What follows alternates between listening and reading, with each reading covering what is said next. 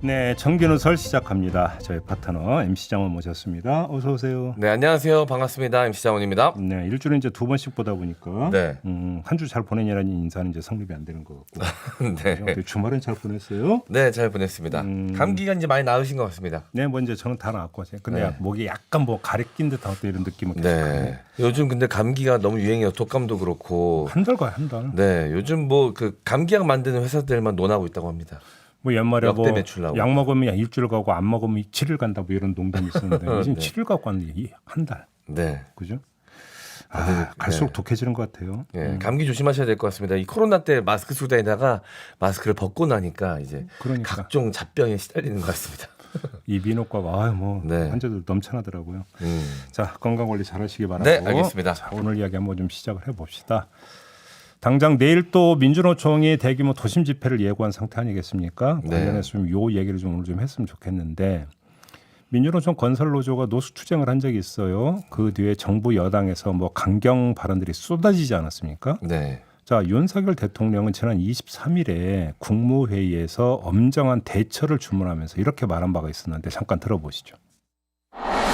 무너진 국가 시스템을 정상화해야 합니다. 이념과 정치 논리에 매몰된 정책과 시스템으로는 혁신과 성장을 기대할 수 없습니다. 그 피해는 고스란히 국민에게 돌아갑니다. 네, 요 발언에도 맥락이 있는데 그건 좀 맨 나중에 좀 짚어보도록 하고요. 아무튼 이런 이야기를 했고 국민의힘은 심야 집회와 시위를 금지하는 내용의 집시법 개정을 추진하겠다 이렇게 밝히고 나서지 않았습니까? 네.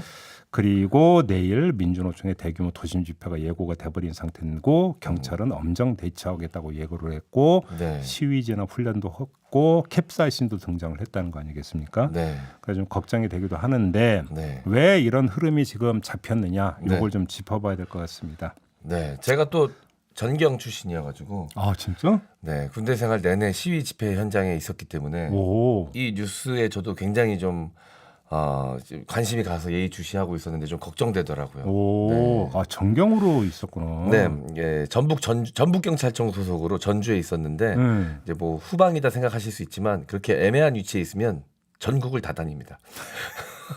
지원으로 지원을 나가야 되기 때문에 예. 제때 또 굵직굵직한 사건들이 좀 많아가지고 FTA가 있었고 오. 제가 있던 전북 지역의 부안 방패장 노무현 정부 때 네. 부안 방패장은 어마어마하게 큰 사건이었습니다. 그랬죠. 격렬했고 죽는 줄 알았어요. 오래 갔고. 네. 아 그때구나. 네. 그거 끝나고 난 다음에는 이제 뭐 대출이 네, 대출이 현장에도 있었고 이제 울산 플랜트 노조 이야 네. 역사 현장에 다 다 갔었네. 있었습니다. 예. 그래서 오. 다치기도 많이 다치고요. 예.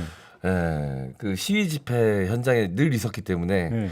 그 남다른 좀 이게 감회를 가지고 있거든요. 그래서 좀 지금의 이 시국이 굉장히 걱정됩니다. 이렇게 국가에서 정책을 좀 강력하게 쓰고 경찰들이 훈련량이 늘어나면서 엄정 대처하겠다는 분위기가 생기면 일선 시위 현장에 굉장히 영향을 많이 끼치거든요.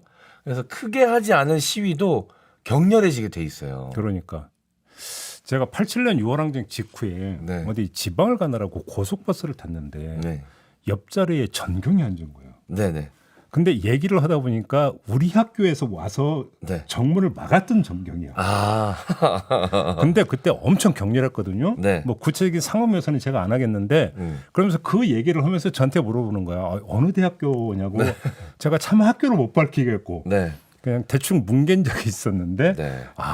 또 우리 M장이 저도 또 군산 미군기지하고 대추리에서 대학교 선후배들을 만나가지고 근데 저는 이제 그 전경 헬멧을 쓰고 있으니까 저를 못 알아보더라고요. 못 알아보죠. 그렇죠. 당연히 못 알아보죠. 네, 그래서 살살 좀 밀라고 그렇게 얘기하는데 못 알아듣더라고요. 백골단은 아니었죠. 아니 그냥 일반 전경이었습니다. 네, 백골단.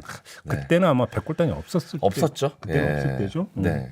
일기동대라 그래가지고 이제 격렬한 시위에 등장하는 이제 하이바 쓰고 이제 청카바 입고. 네. 저는 뭐 해당 사항 없습니다. 그러니까 훨씬 이전의 얘기입니다. 고생 많이 하셨네. 오늘 처음 알았네. 또 그거를 알겠습니다. 아무튼 이렇게 강경 드라이브를 거는 그 배경 이건 뭐 자명하죠. 제가 그 청기누설 지난 방송 두 가지 사례를 한번 말씀을 드려볼게요. 지난해 6월 30일 방송된 청기누설에서 제가 이런 말씀을 드린 적이 있어요. MB 정부 때였는데 광우병 촛불 시위로 지지율이 급락을 하니까 그때 청와대 회의가 있었다. 네. 그래서 앞으로 노선을 어떻게 탈 거냐 그래가지고 지지층 어필 전략으로 가자 이렇게 작정을 했고 그 뒤에 어떤 일이 벌어졌느냐 반대 진영 토끼몰이가 벌어졌다. 네. 그 예가 바로 민간인 불법 사찰 사건이었고 용산 참사였고 노무현 대통령 수사였다. 네. 이런 말씀을 드린 적이 있어요.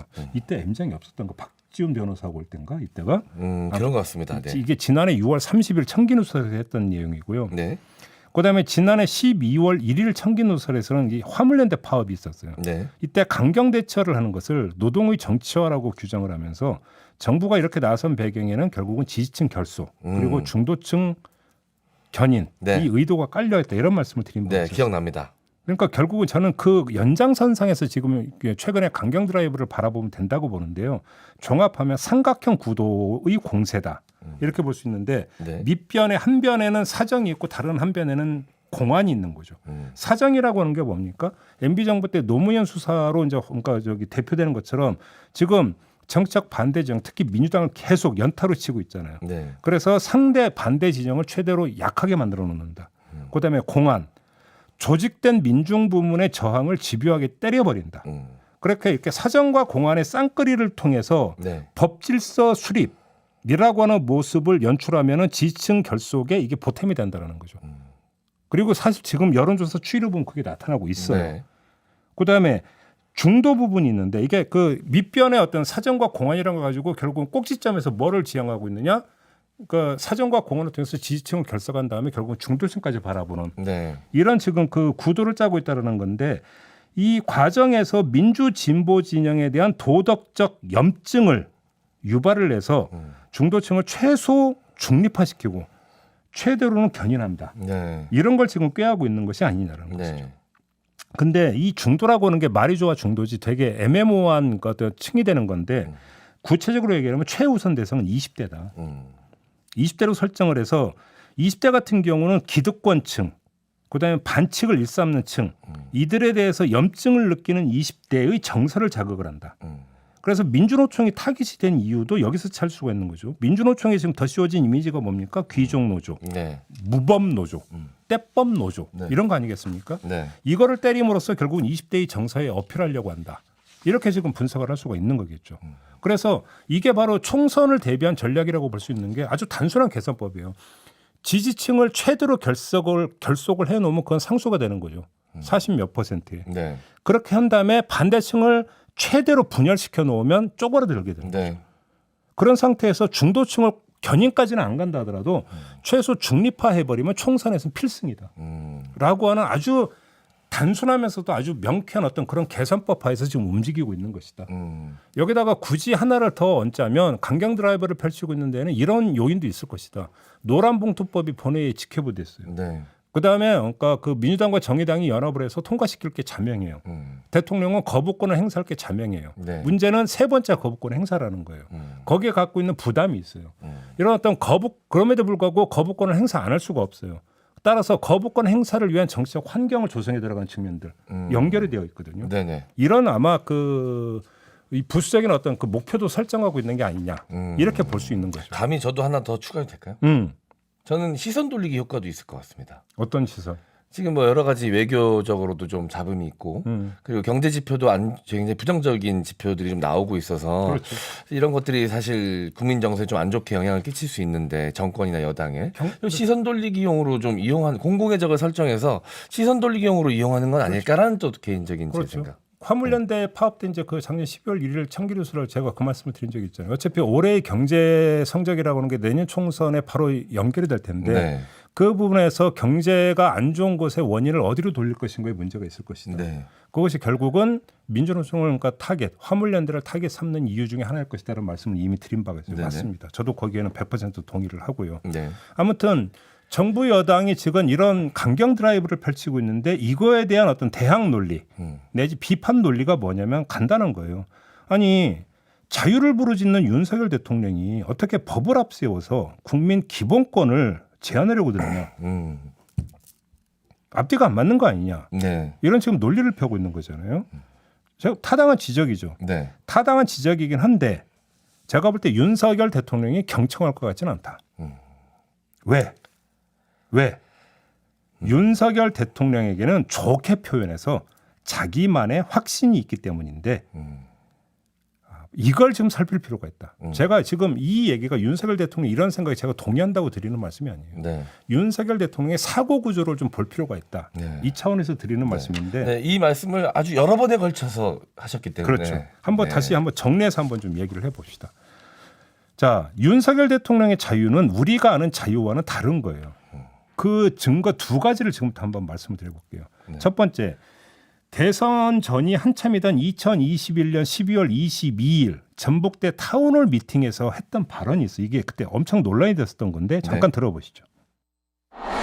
일정한 수준의 교육과 기본적인 경제 역량이 있어야만 우리가 자유라는 것이 존재하는 것이고 자기가 자유가 뭔지를 알게 되고 나한테 있어 자유가 왜 필요한지가 나오는 겁니다.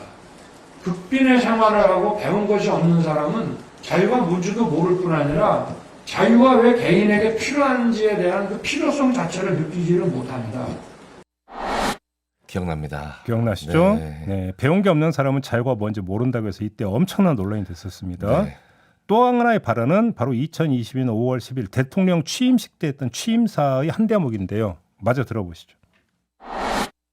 번영과 풍요, 경제적 성장은 바로 자유의 확대입니다. 자유는 보편적 가치입니다. 우리 사회 모든 구성원이 자유 시민이 되어야 하는 것입니다. 자유 시민이 되기 위해서는 일정한 수준의 경제적 기초 그리고 공정한 교육과 문화의 접근 기회가 보장되어야 합니다. 이런 것 없이 자유 시민이라고 할 수 없습니다. 자, 이 두 발언을 종합하면 이런 그 해석이 가능해져요. 윤석열 대통령의 자유를 구가하기 위해서는 뭐가 필요하냐? 자격이 필요하다라는 겁니다. 네. 경제력이 뒷받침되고 교육을 받아야 자유시민이 된다는 얘기잖아요. 네. 그렇죠? 네. 그러니까 자격이 있어야 된다는 얘기로 해석할 수밖에 없어요.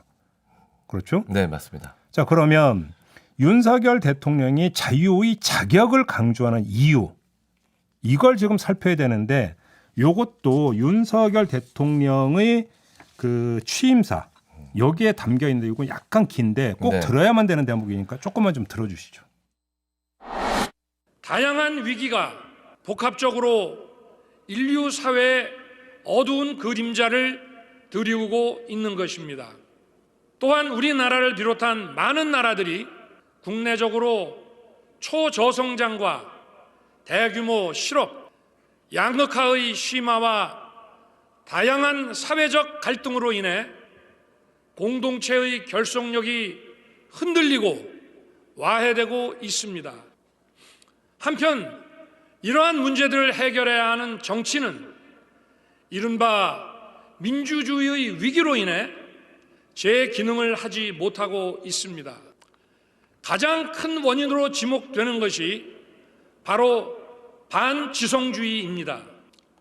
견해가 다른 사람들이 서로의 입장을 조정하고 타협하기 위해서는 과학과 진실이 전제되어야 합니다.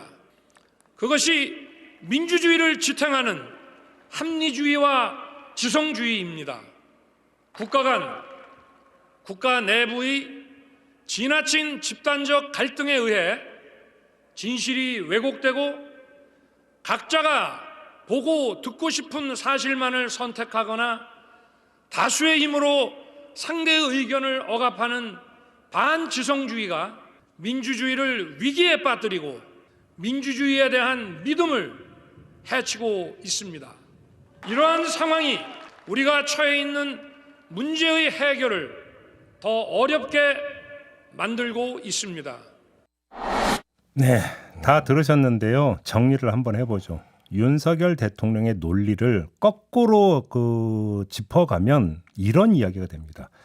과학과 진실이 전제된 지성주의가 지배해야 민주주의가 작동하고 네. 민주주의가 작동해야 조정과 타협을 통해서 공동체의 결속을 이루고 네. 공동체의 결속을 이뤄야 복합 위기를 해결할 수 있다. 이런 논리 구조거든요. 그러니까 윤석열 대통령의 논리에 따르면 가장 근본적인 문제, 시원적인 문제는 과학과 진실로 무장한 자유시민의 존재예요. 자유시민의 활동을 보장하기 위해선 논에서 피를 뽑는 것처럼 반지성 무리를 속아내야 돼요. 네, 그런 결론으로 그렇죠? 귀결이 되네요. 네. 바로 이게 맨 처음 들었던 윤석열 대통령의 국무회의 발언, 네. 즉 무너진 국가 시스템의 정상화라고 하는 게 이런 뜻으로 여기서 해석이 됐어요. 이제 좀 정리가 되면서 연결이 되는 것 같습니다. 그렇죠. 네. 바로 그렇기 때문에 강경 드라이브를 거는 이유가 뭐냐?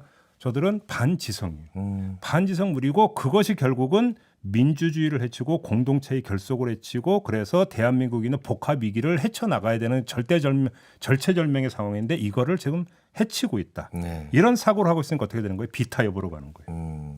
윤석열 대통령의 사고 구조와 논리 구조는 지금 이렇게 짜여져 있다라는 것이죠. 네. 하지만 윤석열 대통령이 알지 못하는 게 있어요. 그건 역시 기본적인 문제인데 자유라고 하는 개념은요. 그 무엇 이전에 국가에 대한 자유예요. 국가에 대한 자유. 국가에 대한 자유예요. 뭐냐면 국가가 나의 기본권을 제한하는 것에 맞서서 나의 기본권을 옹호하고 구현하기 위한 자유가 자유의 네. 본질이에요. 그 안에 시위 집회의 자유도 들어가겠네요. 그렇죠. 따라서 국가는 자유의 대상이라는 거예요.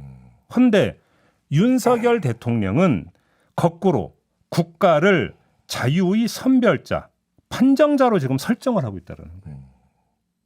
그래서 결국은 자유를 부정하고 말았다는 것이죠. 이것이 바로 윤석열 대통령의 사고 구조에서 가지고 있는 가장 큰 문제다. 저는 이렇게 봐요.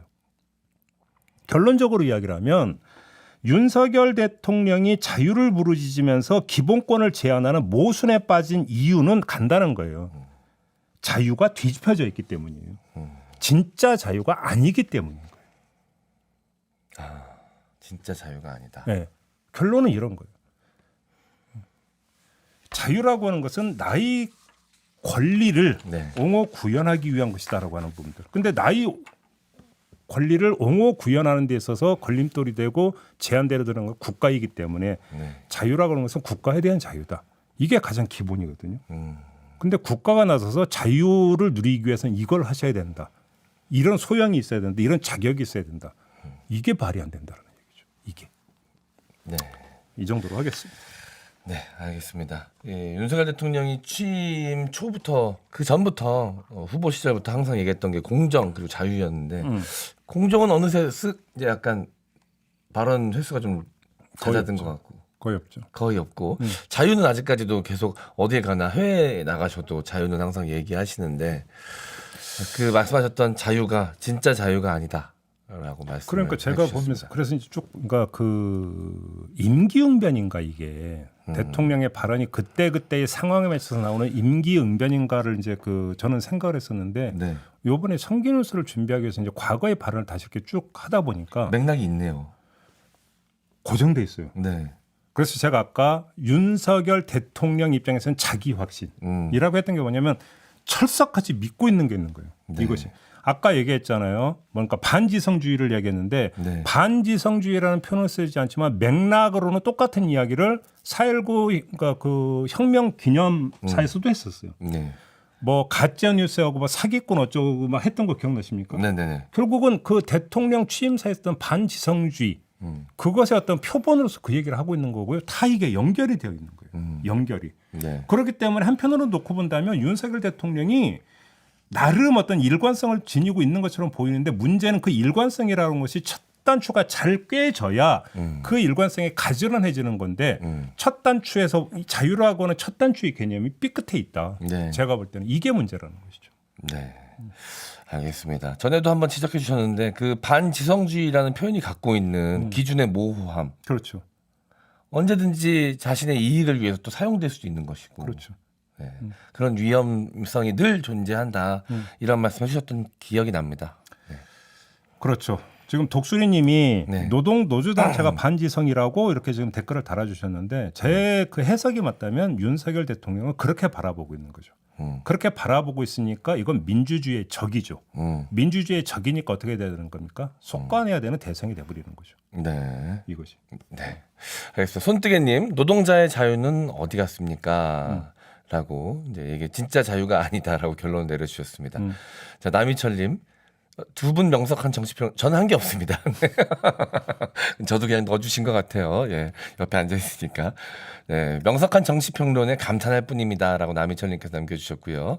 자, 자, 그리고 닮은 살걀님. 헷갈리네요. 아, 삶은 달걀이 아니라 닮은 살걀님께서. 예. 시위의 자유는 헌법상 자유인데. 예. 자, 축정님, 상명하복에 타협이 있을까라고 남겨주셨고요. 자, 행복하지 못할 망정 불행해지진 말자님께서 지성이면 지성, 건성이면 건성이지 반지성은 못하냐라고 또 그 와중에 유머를 잃지 않고 댓글 남겨주셨습니다. 감사합니다. 자, 그리고 아조지 팍님, 손바닥에 왕자 쓰는 지성. 저는 요거는 얘기 안 할래요. 네. 네, 뭐 이렇게 이분께서는 또 그게 되게 반지성으로 보이셨을 수도 있으니까. 네. 그러니까 이 기준이 애매하잖아요. 이게 어디까지가 지성이고 어디까지가 반지성인지. 네. 나의 권리를 구현하는 과정에서 너의 권리하고 충돌하는 경우가 있어요. 근데 지금 윤석열 대통령의 논지는 뭐냐면 왜 너는 나의 권리만을 생각하면서 너의 권리는 못 보느냐. 그런 게 어디 있어요? 그거를 조정해 주는 게 국가의 역할이지. 네. 그렇잖아요. 그래서 너는 근데 너의 권리만 주장하니까 너는 반지성이 이렇게 가버리면 이거는 답이 안 나오는 거죠. 답이. 이 정도로 하겠습니다. 네. 오늘 청기노선 이렇게 마무리하죠. 네. M장 수고하셨고요. 저도 함께 물러가겠습니다. 고맙습니다. 감사합니다.